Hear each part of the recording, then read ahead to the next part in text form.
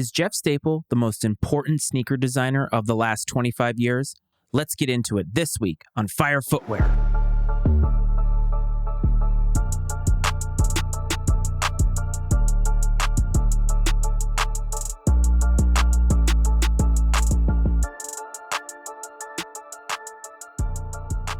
What's up, everyone? Welcome back to another episode of Fire Footwear. This is your host, Matt Frates, the Iceman, or Matty Ice, whatever it is you want to call me. As always, I am just glad that you are here. I want to welcome any new listeners and thank you all for supporting this show. Last week, I talked about community. And I think community is very important in sneakers because I think that's the reason why we're together. It's the reason why you listen to this show, and it's the reason why we show up to places like SneakerCon. It's the reason that we're on message boards and we're in groups like Soul Savvy. There is a lot of love for sneakers out there, and I think that there are a lot of people who like to commune around it. And while there are parts of the community that sort of divide us, I think there is a lot that we can do to unite each other. Talking about stories like Kanye coming back to Adidas, which is something that is now confirmed, I think when we talk about that, we need to be less divided. We need to think about different aspects of the culture. I think that sneaker culture has turned into this place where we all have to be in disagreement, that there are arguments that we always have, whether it's hating on somebody's collection, whether it's hating on somebody who wears reps versus retail, or anything like that.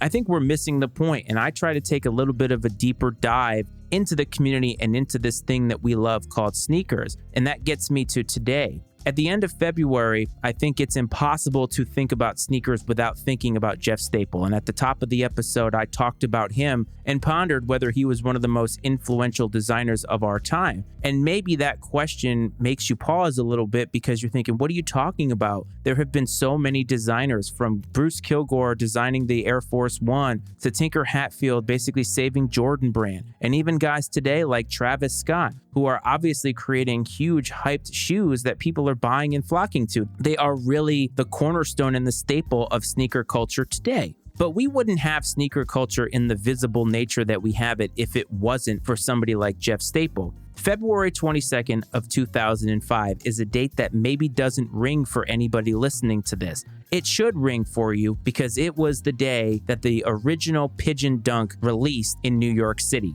And Jeff Staple is the reason why that shoe is possible. Sneaker stories are very important to this podcast, but they're also very important to understanding and learning about the culture that you're a part of. Whenever I'm embedded in something that I love, I don't just love it in a tertiary manner. I want to know about it. I want to get to be a part of it. I want to be almost an expert on it. And being able to do this podcast has allowed me to do that. I would also say that being a part of the rep game for a long time allowed me the opportunity, or really afforded me the opportunity, to be able to research shoes, to understand how they are put together, to be able to compare something from another era, trying to recreate that today, and understanding the subtle differences in materials, the subtle differences in how stitching is done and cuts are made. I think those are very important in being able to look at a shoe and appreciate it for what it is. Shoes are works of art. But I don't think we would be where we were if not for that fateful day in February of 2005. Now, Jeff Staple is known for his Pigeon brand, and I think rightfully so, because clearly since that day, he has done a lot.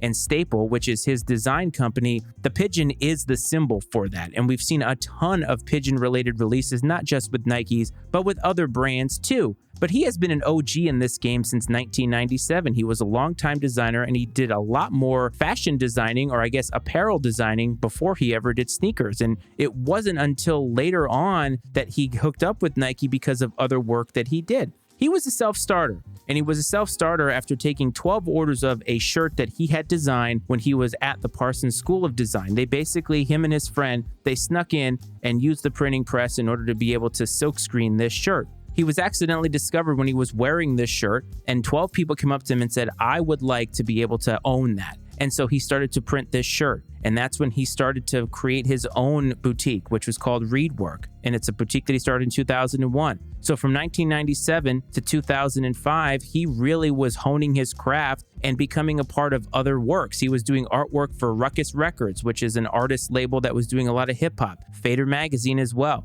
That kind of work is what introduced him to Nike. And because of that introduction, because of the other artistic avenues that he had, the other creative outlets that he created for himself, he was actually put in front of Nike, and I guess you could say the rest is history. But this OG Pigeon Dunk comes out in the height of Nike SB. Now, remember, Nike SB picked up the torch of the Nike Dunk. Originally, the Be True to Your School series was how the Nike Dunk was introduced to the world. And the entirety, or I guess the whole point of why it was created, was to take the love that you had for your college, the love that you had for your athletics, and put that into your shoes. The Be True to Your School series was trying to take these school colors for select universities in the country and put them on what was supposed to be a basketball shoe. I think at the time, though, because it looked so much like the Air Jordan 1, it really didn't work out. And while there was a slight surge at the beginning, as we got closer to the end of the 80s and even in the 90s, the Nike Dunk almost faded into obscurity. It wasn't until Nike SB picked up that mantle and really resurrected that brand. They targeted a different audience, and they targeted skateboard culture instead of athletic culture. And so Jeff Staple, via all of these relationships that he has through the artwork that he does in his apparel companies and his boutique, he ends up designing a Nike SB Dunk. And this Nike SB Dunk is set to release on February 22nd of 2005. Now, back then, releases were a lot different. Stock was much, much lower, especially for a sneaker like this and especially for a release like this. So obviously, Reedwork got a vast majority of what was going to be available, and there were other select pairs that were given to some boutiques around New York City. Now, the reason why this moment to me is seminal in sneaker culture is because of what took place. Now, I want to also back up a little bit. Whenever you have some type of a phenomenon, and it doesn't have to be sneakers, but anything that becomes woven into the fabric of our culture, of popular culture, there's always moments in time that are solidified and we all look at and say, that is a reason why we made this particular jump. For sneakers, obviously the creation and the advent of Jordan Brand and the Jordan 1 is the reason why we are here. And I did talk about that when I did a very short episode on the brief history of the Jordan 1. But as Jordan Brand and Michael Jordan himself continued on in his career and in his story, basically, the Air Jordan just kind of became part of the lore. And sneaker culture did grow, collecting did grow as a part of that. But it wasn't something that was mainstream. I think today we associate sneaker culture and sneaker collecting with something that's very, very public. Perhaps that's because of social media, but I think ultimately it is the way that it is today because sneaker culture has risen through all of these events that I talked about. And again, it's not just a fad, it's a culture now. It may be started as a fad, but I think things like reselling, things like collecting were happening, but they were happening in very small pockets. Without the internet to sort of drive this whole train forward, people were doing this between people that they knew, and they were doing it through word of mouth, through physical interactions. You weren't having these online interactions that we have where people are dogging or loving somebody's collection from afar. And don't get me wrong, social media is a great, great thing. I'm very, very thankful that I have met so many of you through social media and been able to talk about sneakers with people that I've never even met.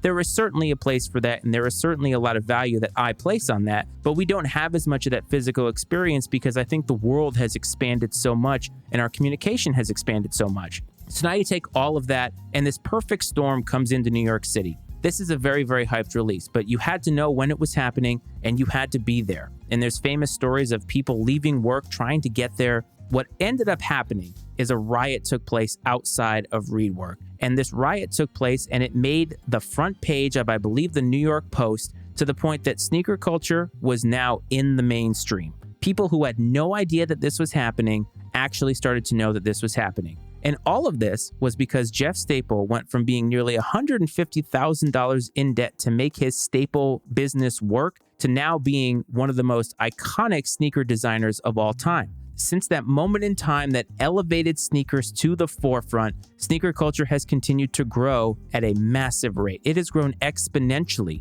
From that moment on, regular people, and I use regular in quotes, knew about sneakers. It was on a newspaper. The newspaper meant something back then. Maybe today it doesn't mean anything because newspapers are dead, but that shoe now was a part of history. And when you look back on it, the OG Pigeon Dunk is probably one of the most iconic, not just Nike Dunks of all time, but shoes of all time. And now, because of that shoe, there is a community around sneakers. And there have been a lot of releases since then that have garnered the same type of attention. I believe it was some of the foamposites where we talked about people trying to sell their cars or trade their cars for a pair of foamposites. The Concord release from 2011 was one of those too. People have been killed in the name of sneakers. And the Pigeon Dunk really made that hype start. And Jeff Staple, I think, isn't somebody who is put in the pantheon of designers. I think when people list off their favorite designers, they're going to say people like Virgil Abloh. They're going to say people like Travis Scott. They're going to put Tinker Hatfield up there.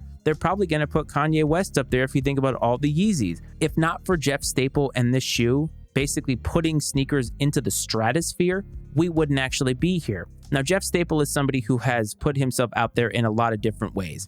Maybe the pigeons are something that you know about, but he has since done a few releases with Nike, different versions of the pigeons. The originals are probably the unicorn of all dunks for me. I'll never be able to have a pair. I did talk about that in my Turning 40 episode, that it's my favorite dunk of all time. I know that I'm never going to own a real pair of them. I have come to grips with that. But I think the story behind it and knowing how much it means to sneaker culture is something that's very important to recognize. And Jeff Staple, even in some of the interviews that he has done, has talked about how maybe he's not the best designer. He certainly is not the most flashy designer, but he is the most consistent designer. Everything that he does has its own aesthetic. Everything that he does is a part of his vision. And everything that he has built from the time in 1997 when he was accidentally discovered wearing a shirt that he designed to now, where he's worked for places like Extra Butter, he's worked with Hypebeast, he is now an icon. And his streetwear brand and his sneaker designs have become iconic in sneaker world. And if you think about everything that he's done in the last 25 years, he has been able to work with just about everybody. And how many people in sneakers can really say that, if you think about it? Since 2005, how many designers have been able to work with everybody? Maybe Virgil Abloh would have gotten there had he not passed away.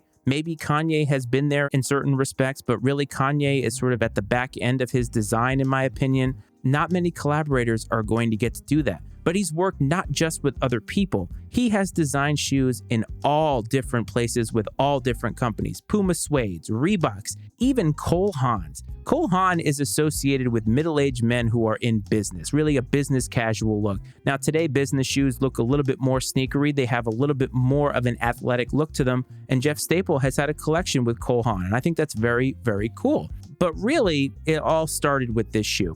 And maybe today, the Pigeon Dunk isn't as recognized in the pantheon of sneakers. Complex recently had him on because obviously the anniversary was a recent occurrence and they were talking about where he put the Pigeon Dunk on the all-time list. But I think Jeff Staple can answer that question because he's been around and has seen so many things. It's one of the reasons why I take the time to really learn about sneakers. It's important to me that I understand where we are and where we've come from. And that's an important lesson that we can all take in life. I think sometimes we find ourselves stuck in the moment of the things that are happening to us. The narrative of our life is dominated by what is happening right now. And even if it's a good thing, we are just we're fixated on the good parts, or we're fixated on what's happening to us now. But in order to appreciate where we are now, we have to go back and understand where we came from. And that's why it's been important to me to open myself up to you a little bit, to give you a little bit of a peek behind the curtain as to who I am, because who I started as a very young kid in Bristol, Rhode Island is nowhere near who I am today.